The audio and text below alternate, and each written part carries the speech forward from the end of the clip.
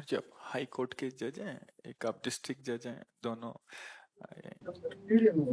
आशीर्वाद दीजिए मुझे। हाँ न्याय करो। राधा, हाँ बिल्कुल आपकी यही पूजा है। हाँ, बस अंदर से ऐसे भागवतिक बल को धारण कीजिए कि किसी के भय या प्रलोभन से हम अपने न्याय में विचलित ना हो, तो यही हमारे भगवान की पूजा हो जाएगी। भगवान आपके साथ है। जब हम हमारे द्वारा कोई अपराध बन जाते हैं तो कभी कभी वो अपराध जो प्रकाशित नहीं हुए, तो आगे ना होने पर भी हमें भय, शोक, अपने आप व्याप्त होने वाली क्रिया हुई नहीं है, लेकिन उसका दंड हमें भुगतना पड़ेगा क्योंकि पीछे गुप्त हो गया, उसका दंड मिला नहीं, उसका प्रायश्चित नहीं हुआ। तो अगर हमारे द्वारा कभी ऐसा अपराध ना बने तो निश्चित कहते हैं निर्भयता रहती है, एक निश्चिंतता रहती है। और वो काल का भी महाकाल है, किसी की सामर्थ्य नहीं कि आपके रोम को छू सके। कभी भयभीत मत होना और कभी प्रलोभन में मत आना, क्योंकि जीवन की बाजी का न्याय किसी और के हाथ है ना। हाँ, हम कभी उसके कटघरे में सर नीचा करके न खड़े हों, हम उससे आंख मिला के बात कर सकें। उसने पद दिया है, इतना सुंदर मनुष्य जीवन दिया है, अब हमसे गलती ना हो। अगर गलती नहीं होगी तो यही पूजा बन जाएगी और इसी में भगवान प्रसन्न हो जाएंगे, क्योंकि भगवान की सेवा है ना। हाँ, कभी कभी भयवश, कभी कभी प्रलोभनवश, दोनों में हमारी बुद्धि हमें धोखा देने लगती है। इससे तो अगर नाम जप करेंगे और आश्रित भगवान के रहेंगे तो आप निश्चित समझ लो, चौड़े पे घूमिए, किसी भी अस्त्र की ताकत नहीं कि आपको छू ले। और जिस दिन इस शरीर का, उस दिन के लिए निश्चिंत हो जाइए, किसी भी सुरक्षा की दम नहीं कि बचा सके। हमारी वास्तविक सुरक्षा भगवान से है और वो निश्चित निश्चित हमारे साथ है। जब धर्म का आचरण करेंगे तो ये अनुभव हो जाएगा। बिल्कुल बिल्कुल, बहुत सुंदर पूजा है आपकी, बहुत सुंदर। ये जो सब अपनी अपनी सेवा में ना, ये पूजा है। हम सबके दिमाग में यही डालना चाहते हैं कि कोई अलग से पूजा का अनुष्ठान करने की आपको जरूरत नहीं है। जैसे मन में आया कि इतने रुपए आ गए, अगर वो अधर्म आचरण से, तो आपको ऐसा भय लगेगा कि कुछ तो दान कर दें। अब जब वो दान करोगे तो अगर जिसके पास जाएगा वो उसकी बुद्धि खराब करेगा, मतलब गलत ही होता चला जा रहा है। और धर्म से चल रहे हो, आप अपने परिवार का पोषण कर रहे हो, बिल्कुल कोई दान पुण्य नहीं, कोई जरूरत नहीं, इसी से भगवत प्राप्ति हो जाएगी। क्योंकि भगवान देख रहा है ना कि आप धर्म से। हम लोग क्या करते हैं, जब धर्म को छोड़ देते हैं फिर बाहरी जो अपनाते हैं वो धर्म हो ही नहीं सकता। अधर्म से कभी धर्म नहीं हो सकता। हाँ, धर्म से चल रहे हैं तो किसी और धर्म की जरूरत नहीं। जैसे नहीं होता कि हम अमुक भंडारा करें, अमुक दान। अगर अपने पास है 4 रोटी है तो 1 रोटी देने की बात है, वो 1 रोटी लाखों भंडारों से बढ़कर के होगी अगर धर्म पूर्वक है। इसलिए मस्त जीवन होना चाहिए, आनंद होना चाहिए। अगर चिंता है, शोक है, भय है, तो निश्चित कोई गलती हो गई है या कोई गलती हो रही है। नहीं तो हमारा जो स्वरूप है ना, चेतन अमल सहज सुख राशि। देखो, शरीर रोग से ग्रसित, भयानक, किडनी डायलिसिस, दुनिया का सब। भला अगर हम उस कष्ट से युक्त होते तो हम आपसे वार्ता कैसे करते?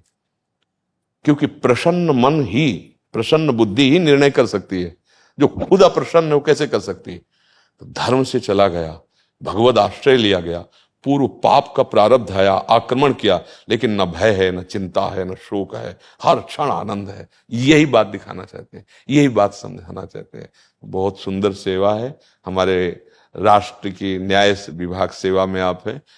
बस आप अपने धर्म को ना भयभीत होना और ना प्रलोभन करना। आजकल जैसे मीडिया बहुत ज्यादा केसेस को शुरू में मीडिया डिस्कस करना करेगा। कोई केस आ गया इंपॉर्टेंट, अखबार में पहले शुरू हो जाएगा। तो मैं तो नहीं पढ़ता अखबार, पर कहीं ना कहीं उससे हल्का सा भय लगता है। लेकिन अगर आप धर्म से चल रहे हैं तो भय की बात नहीं। भगवान की निंदा नहीं करते क्या लोग, है ना? अगर हमारे 500 आपको प्रशंसक मिलेंगे तो 10, 20, 50 तो निंदक मिल ही जाएंगे।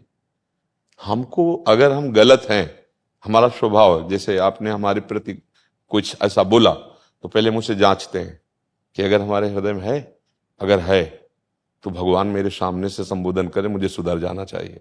और अगर नहीं है तो मुझे प्रसन्न हो जाना चाहिए, मुझे डरना नहीं चाहिए। तो ना मीडिया और ना कोई भी आपको गिरा नहीं सकता, क्योंकि आप धर्म पे चल रहे हो।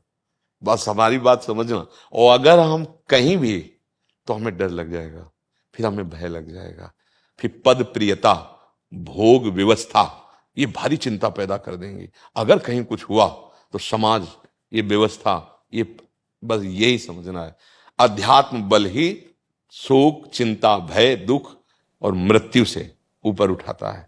इसलिए बिल्कुल मत डरिए। महाराज जी, एक छोटा सा प्रश्न और। हाँ, आप कर लीजिए एक बार। पूरी नियत से, पूरी कोशिश से, पूरे ज्ञान से कोई फैसला दे हम, उसके बाद भी वो फैसला दूसरे के दृष्टि में, हायर कोर्ट की दृष्टि में, मेरे केस में सुप्रीम कोर्ट, इनके केस में हाई कोर्ट, उसको रिवर्स करते, ओवरटर्न करते, तो उसमें हमें कैसे रिएक्ट करना चाहिए अंदर से? हाँ, अंदर से सोचना चाहिए कि हमारा निर्णय ठीक है जो हमें प्रभु ने दिया है।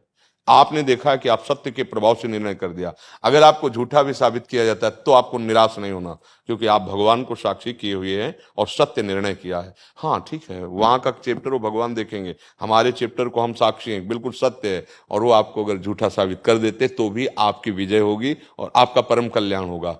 आप धर्म से चल रहे हैं, इसलिए आपको बिल्कुल चिंता नहीं करनी, बिल्कुल शोक नहीं करना, मेरी राय में बिल्कुल। और विजय होगी, विजय होगी, पक्का विजय होगी। अगर हम भगवद आश्रय नहीं लेंगे तो फिर हम पद का आश्रय ले लेंगे, संपत्ति का आश्रय ले लेंगे, समाज की वाणी का आश्रय। वाह वाह में बड़ा सुख होता है, जब निंदा होती तो दुख होता है। नहीं, ऐसे बनो कि तुम्हारी बुद्धि वाह वाह कर रही तो तुम्हारी बुद्धि, और तुम्हारी बुद्धि निंदा कर रही तो तुम्हारी बुद्धि, हमारी बुद्धि जहां स्थित है उसको तुम छू भी नहीं सकते। हाँ, बहुत बहुत सुंदर। अध्यात्म के बिना भय मुक्त नहीं हो सकते, क्योंकि कहीं ना कहीं हमारा मन जो है इस बात में राजी हो गया, इस पद की सुख सुविधा में। ये हमारी कमजोरी है, इसी कमजोरी को मिटाने के लिए ये सत्संग होता है। सुख दुखे समय कृत्वा लाभा लाभो जया अजयो। आपकी बात का सपोर्ट हो गया, ठीक है, क्योंकि मैं धर्म से चल रहा था।